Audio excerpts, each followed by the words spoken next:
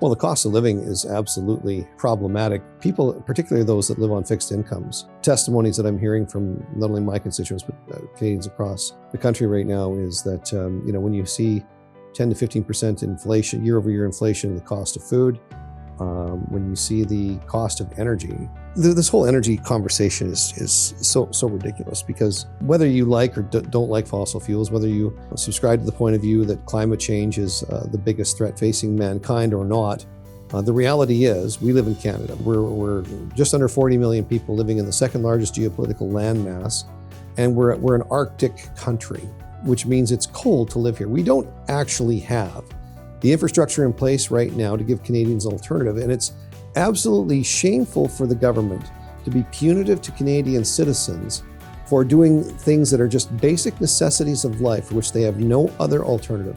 Heating their homes, going to visit their friends and families in neighboring communities, particularly in rural Canada. We don't have any other reasonable alternative or infrastructure to switch to. Imagine a lady who's 75 or 80 years old, and her husband is now put into a nursing home or a lodge, and because of room and spacing, imagine if you're an 80-year-old lady and your 80-year-old husband is now 45 minutes away, is literally 60 kilometers away in a nursing home in a different community, because that's where there was room for her husband to go to. And now she has to drive back and forth all of the time just to have the daily connection with her husband that she's had for the last 40, 50, 60 years, and now not being able to afford to do that at all. It's astounding what the cost of living has done, and what the inflation, the pumping of money into the economy has actually done. We see it across the board. So whether it's the energy sector in Alberta, the agriculture sector, these are two huge sectors, the Alberta economy and the central Alberta economy. And the government is basically attacking the foundations of all of those things. I would challenge anybody to look around the room that they're currently in and ask yourself, how is what's in this room made or brought to me? There's a good chance that virtually everything that you have on for clothing, everything that you have in this room was either shipped to you, was made from or manufactured. Anything that's metal obviously would have been forged in some way, shape, or form. All of these things, all the food that's been grown has been planted by a tractor, a steel tractor on rubber tires, driving through a field, being propelled by diesel or gasoline. All of these things are basically the foundations of which all of our economy and our way of life is situated. And to attack that very foundation, of course, you're going to have upheaval. But when you don't give Canadians an alternative to switch to, they're left with no options. It's politics, plain and simple. I mean, there's a few other countries in the world that are equal when it comes to environmental standards and our attention to human rights and so on. But I mean, when it comes to the ethical and environmentally responsible side of things, I don't think anybody can produce energy any better than Canada can. We might have a few peer countries like Norway and a few others like that. But I mean, the reality is we have the third largest proven oil reserves in the world. Yes, we've used up a lot of our easy to access sweet crude and so on, but we still have the oil sands, and we haven't even begun to tap into the massive potential that is there. We have trillions of cubic feet of natural gas right under our feet. We have provinces in our own country that have passed laws that, representing their own people, make it impossible for oil and gas exploration in their own province. So they now rely on either other provinces in Canada providing that energy or other countries. It's ridiculous in a country like Canada that we should be importing any energy whatsoever from another country. And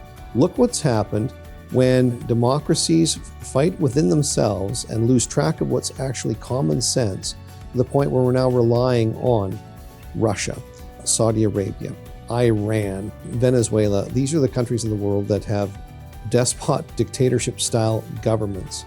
Look what the price has been.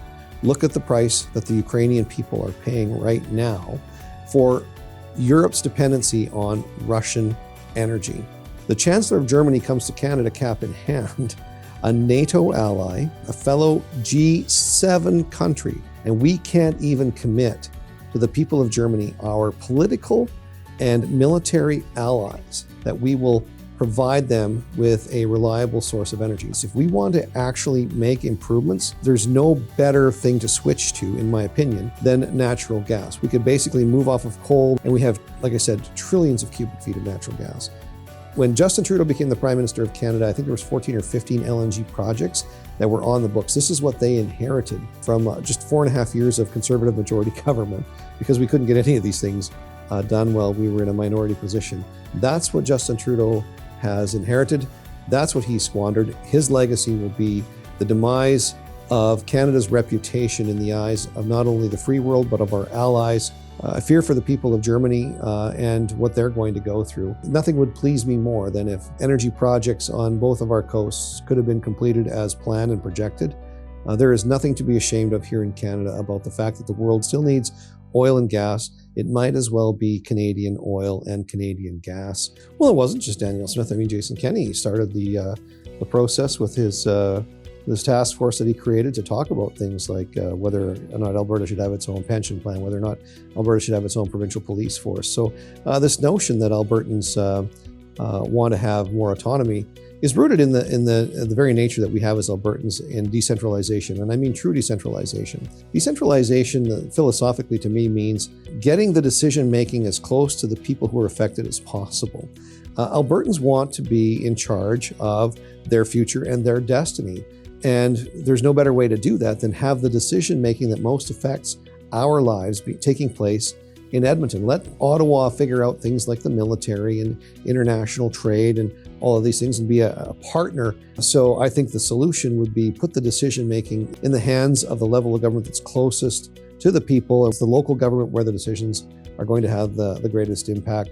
Ottawa's job should be bringing people together and making sure that where things have to cross provincial boundaries and so on, there is a referee and there's a negotiator in place to facilitate that. But yeah, look, I don't know what Premier Smith is going to do, but I'm encouraged by the fact that she is prepared to fight for Albertans and fight for our economy and fight for our resource sector and make sure that Alberta takes its rightful place in this confederation. I think it's got to come from First Nations directly, and I think we're seeing that actually right now. There's a large number of First Nations groups that are getting on board. I think they have legitimate concerns. First Nations people have legitimate concerns, and some bands have legitimate concerns about some of the traditional things that they would like to do, particularly coastal First Nations that seem to be. But you just take a look at the Northern Gateway Pipeline. I think there was around high 40s or low 50s number of Indigenous communities that pipeline would go through the traditional territories of, and I think all but two either agreed with it or were non-committal on it. So I think there's only 2 out of that 50, or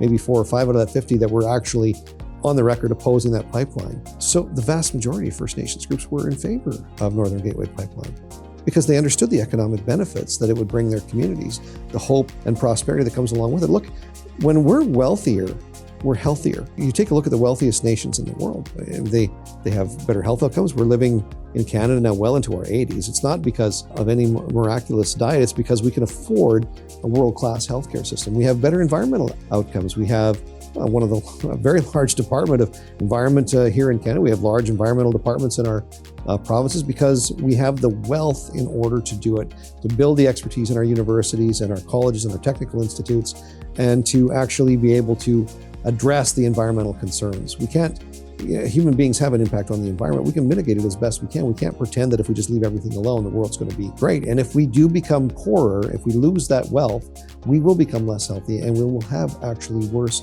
environmental outcomes. So look, First Nations are going to be able to author their destiny, and if they choose a path that includes utilizing these energy resources, they will be the ones that will convince Canadians and convince governments both municipally, provincially, and federally, even though their primary relationship is with the federal government, but they will be the ones that will decide that. And look, from my perspective, the previous approach that governments have had in the past, and I'm not casting any aspersions, often ended up and resulted in governments and companies meeting First Nations in the courtroom. So why don't we just invite them to the boardroom right from the beginning, and let's plan this stuff out together.